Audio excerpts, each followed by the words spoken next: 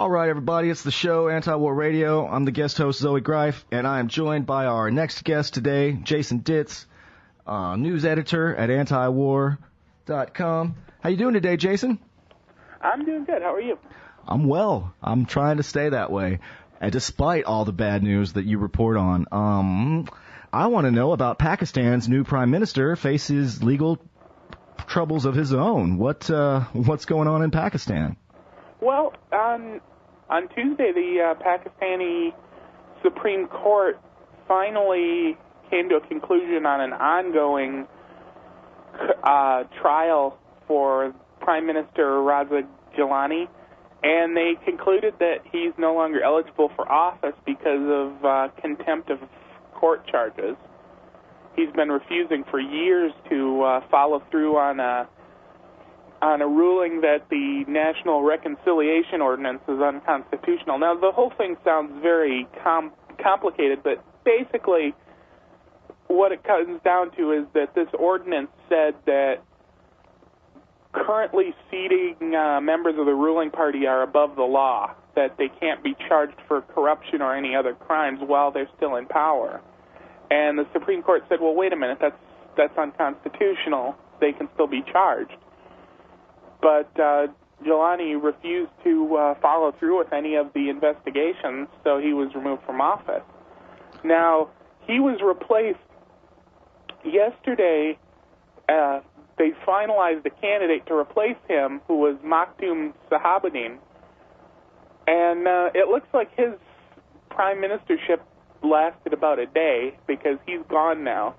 And he's gone because it turns out that there was already an arrest warrant out for him as well. He was caught up in a scandal involving his time as a health minister when he signed off on some phony export orders for ephedrine when a couple of fairly large pharmaceutical companies were basically manufacturing ephedrine and selling it directly to street gangs that were using it for the manufacture of methamphetamines. Wow, he was Breaking Bad, like that TV show. That's amazing. That's amazing. You know what else is amazing to me is that in Pakistan, apparently a politician can get arrested, even if it's just because his rival said so. Wow, that doesn't happen around here much, does it? Right, and apparently they've had an arrest warrant out against him for quite some time, but they never actually were able to arrest him. They said it was because of the bureaucracy in the Interior Ministry was slowing down his arrest, but they're not going to go through, apparently, with finalizing his appointment as Prime Minister now, because there have been a couple of more arrest warrants issued for him by lesser courts as well. So now they're down to, now the new reports are that Raja Pervez Ashraf is today their choice. And Raza Pervez Ashraf is the former water and power minister for the current government. But he had to resign in disgrace last year because he was taking bribes. So wow. He's their next choice. I mean, I'm not surprised he's taking bribes, but I'm surprised he got caught and exposed for it. I just really don't understand how things work in Pakistan, but apparently it's not exactly the same as how they work over here.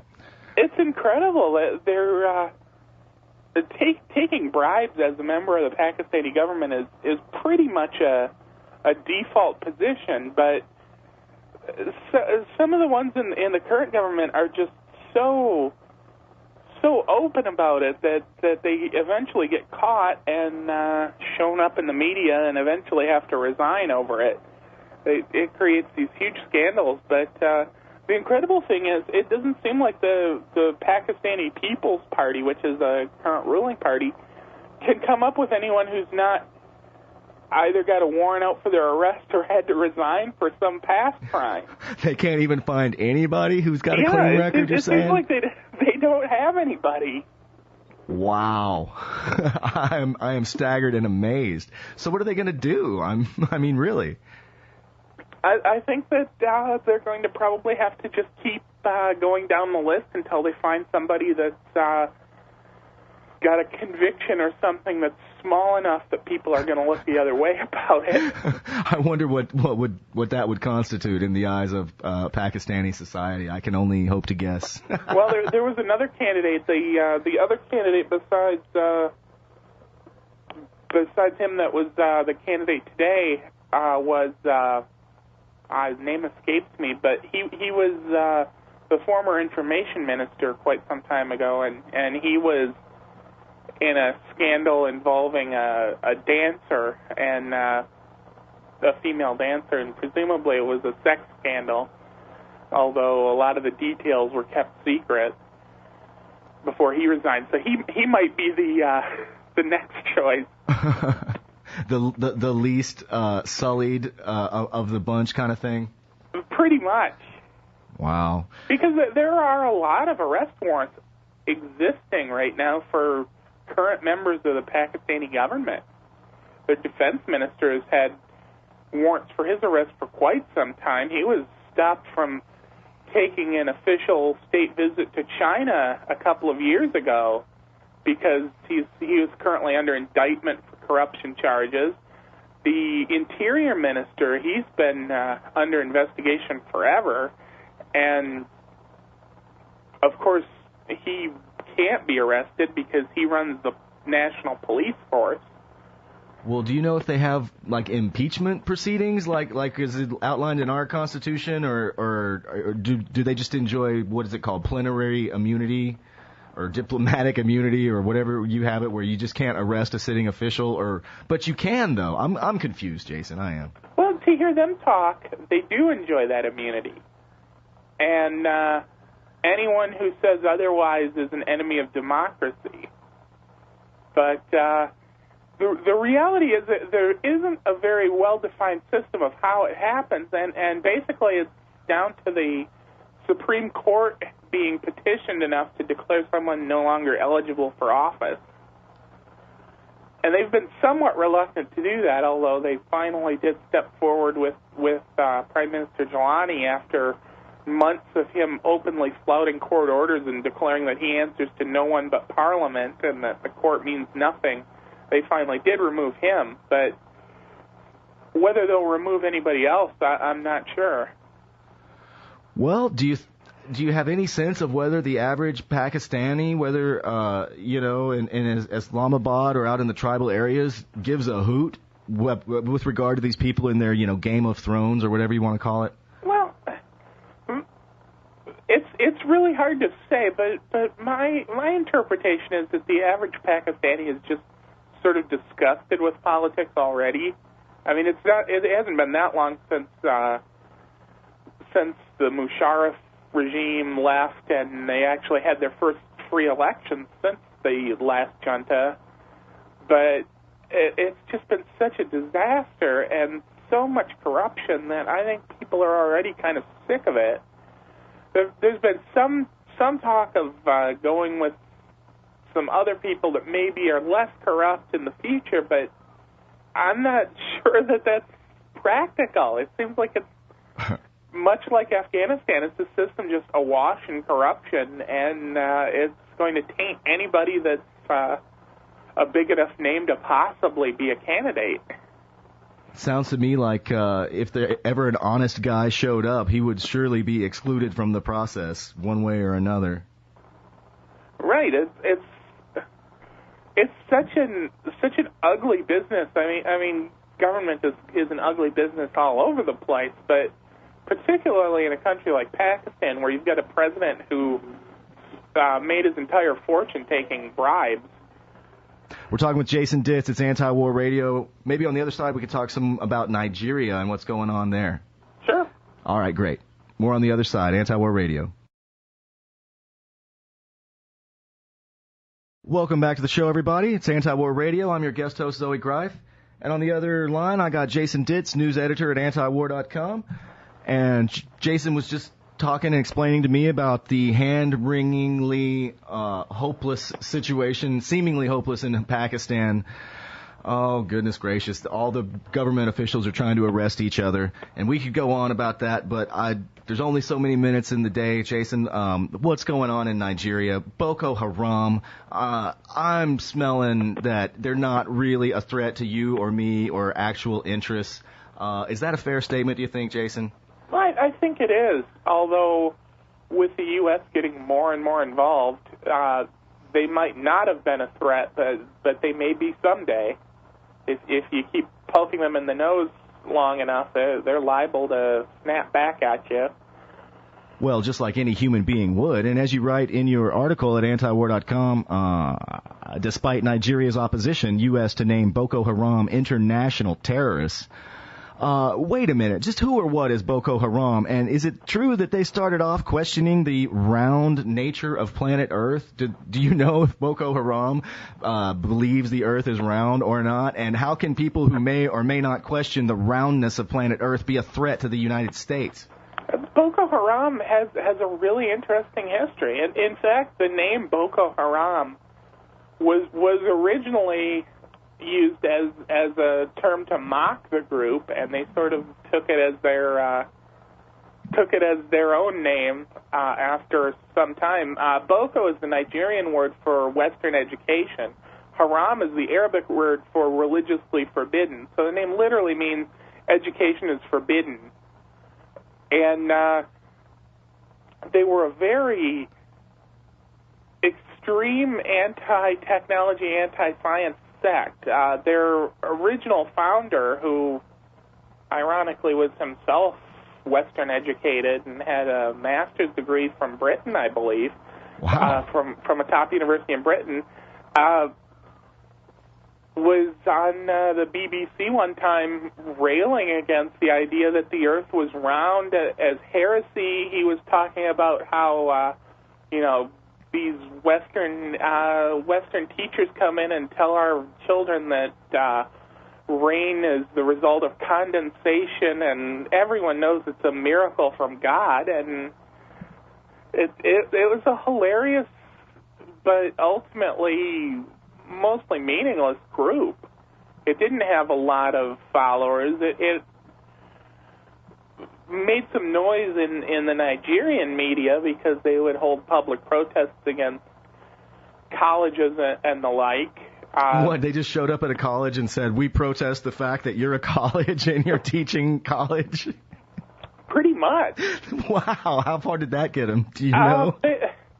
Not very far. And I'm sorry, that's just hilarious to me. I didn't know that. That's funny. They launched a few attacks against more conservative Muslims. I guess conservative maybe isn't the right word. Less insane Muslim religious leaders that were seen as excusing the ideas of Western education and the like. But the group was so anti-technology that they would not use guns. They thought guns were too modern. They had sort of an Amish style aversion to modern technology of any type. They were arming themselves with short bows and arrows. Some of them had machetes, which I guess they considered swords. They said any weapons that weren't explicitly mentioned in the Quran were not religiously allowed. Wow, I really would not want to take on a Kalashnikov with either a bow and arrow or a machete or both. Jason, how about you? It doesn't seem like a good idea, and in fact it wasn't a good idea because the Nigerian military, after they had a couple of killings that were linked to members of this group, decided that they were just going to wipe them out entirely. They sent in the troops, massacred Boko Haram members, well over 100. Their leader got captured with a very small wound on his arm. There was a photograph of him being taken into custody, and then he turned up dead later, shot dozens of times. And people sort of presented that as, well, that was the end of Boko Haram. It was sort of a weird little history they had.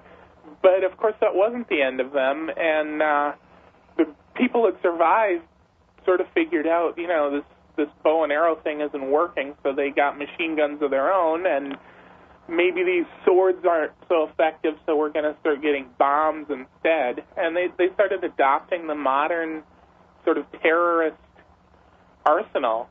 And ever since then, they've been bombing churches and getting into gunfights with police and just causing a mess in some of the less religiously monolithic provinces of Nigeria. They've particularly been focusing on Kaduna, which is about half Christian, half Muslim. Over the weekend, they bombed a couple of Christian churches, killed 19 people or so. The Christians they've been getting bombed virtually every week, so they started rioting. They killed a bunch of Muslims that had nothing to do with Boko Haram. So now the Muslims are rioting against the Christians as well, and they're really stirring up religious warfare in the country. Wow, it would be funny if it wasn't so many people dying, is what I think about it. But I would be remiss in my position as guest host of Anti-War Radio if I didn't say, well, okay, Jason, let's get to the real point here, which is that there's oil up there yonder in the Niger Delta, isn't there? Isn't that what this is really ultimately all about? For the U.S., it definitely is. And I think they wouldn't be anywhere near so interested in Boko Haram if they didn't see it as a way to give themselves even more military ties with the Nigerian government.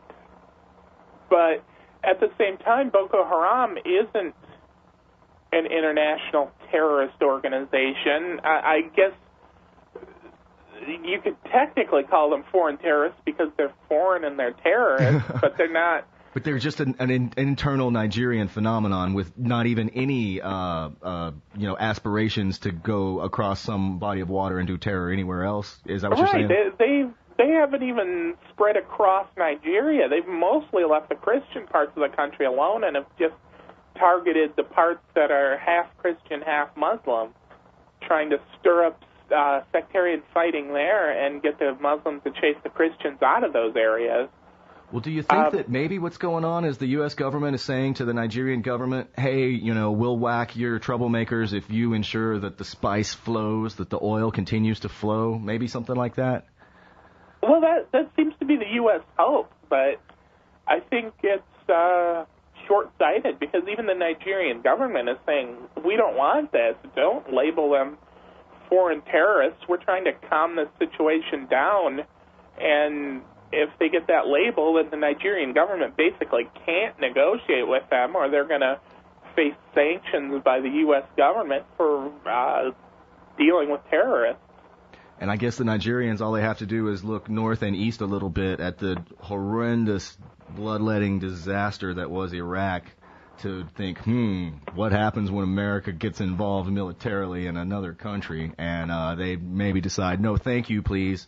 We don't want that.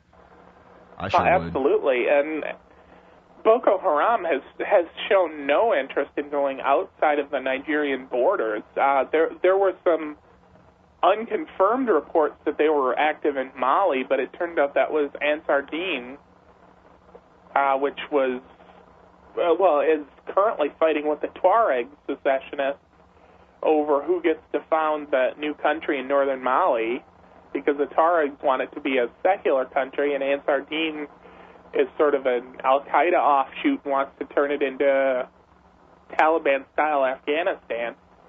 Well, we're almost out of time. Is there anything else, Nigeria or Pakistan, or any other topic that you want to mention in just this last minute or two that we have left, Jason?